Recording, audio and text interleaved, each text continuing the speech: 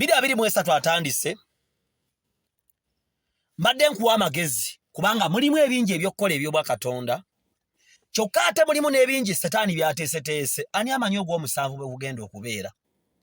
Bwatandika bwe buti omwaka gwa 2022 ne batuggala, tewali yali amanyi tebalituggala nga mutayinza kutambula.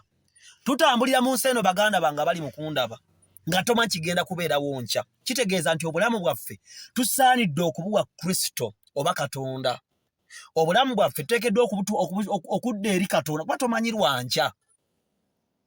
Ne Biden tamanyi kigenda kubeerawo ku Lwakutaano oba Lwamukaaga oba ku Mata, tamanyi kigenda kubeerawo. Oyinza okwebaka n'otazookuka. Guno guyinza okuba gwe mwaka booda gwegenda okukuba ekutula amagulu aga. Naye ng'ate bw'oba otandise mu January okusaba n'okweteeka mu maaso ga Katonda ojja tuuka ogw'omusanvu ekigenda okubeerawo kiwuguke oluusi ogwonuubuke ku Katonda naye nga booda eyo ebadde yakutta. Waliwo abalala nga tuli mu January nga maleji y'omwezi gw'11 egenda kufa, omusajja akuteme oba akugobe oba bakufere. Oyinza okuba wagula kapolitiko nga bagenda kabba. So ntandika mbawo amagezi bwe nti omuntu asaba asabe, kubanga zino zenno nesunyweza mu Katonda okusaba Katonda ataggwaawo kitaawo wa Mukama waffe Yesu Kristo, okwewaayo eri Katonda, okwewaayo eri obulokozi n'okuwuliriza Omwoyo Omutukuvu n'okugoberera empisa ennungi, kubanga ekigambo bulungi tukimanyi. Tobbanga, toyendanga, tokola otya. Emateeka 10 twakola tukola tutya? Okuwaayo, temunyooma ssente. Abagagga bawaayo, bagaba mu famire ya Mwoyo, kojja wa Mwoyo ateekateeka obupale opatepate ali mu kubaloga ennyimbe biki. Abantu abasetaani bawaayo okutegeka ennyimbe, okutegeka okusamira, okwefuula ababaweerera naye nga bali mu kubaloga. Naffe tuteekeddwa okuwa ekimu ekya10, okuwa ekiweebwayo, okuwa ssaddaaka, okuwagira Israel, okugisabira, okweyisa obulungi ng'Abagalatiya 5:22 bwe tugamba, nga tugoberera ebyo ebiri mu Isaiah 11, amagezi, okumanya, okutegeera, obwetowaze n'ebirala ebiringa ebyo ebiva the spirit of counsel, omwoyo wa Mukama, bye bituwa ekibala kino eky'omwoyo ekiri mu Bagalatiya 5:22. Kyokka ate ku mulundi guli omulala abagobera social media, abasaamirira mwasaamirire, abawemula muwemule, abayenda muyende, ababba mubbe, abavuma muvume, abalimba. Obulimba butambula mu nsi eno, obulimba buli ku social media.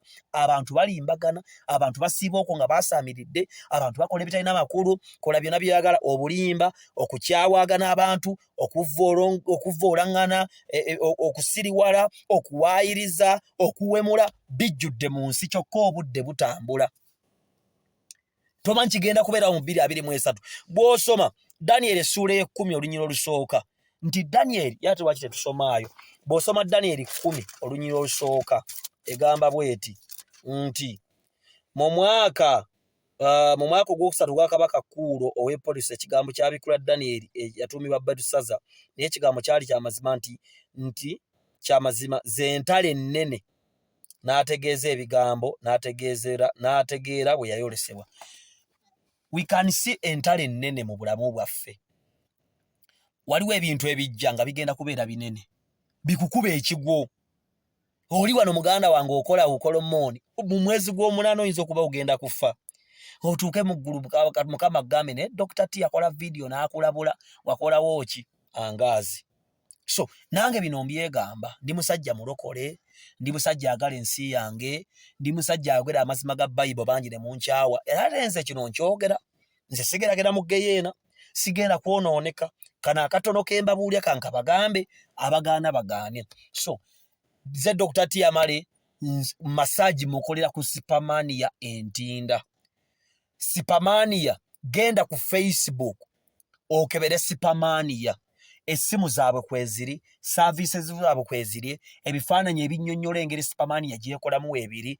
Obayagala massage atalimu buseegwa, atalimu bugwagwa, genda ku Sipamania ku Freedom City oba ku Sipamania Entinda. Genda ku Facebook onoonye Sipamania. Obwosoddo bakasimu balina parties, balina birthday parties, balina baby showers n'ebirala. Sipamania Entinda, big up. Mwenna mubeere bulungi, twesangeyo mu bulamu obuddako ate n'embulamu buno tubeere nga tugasa.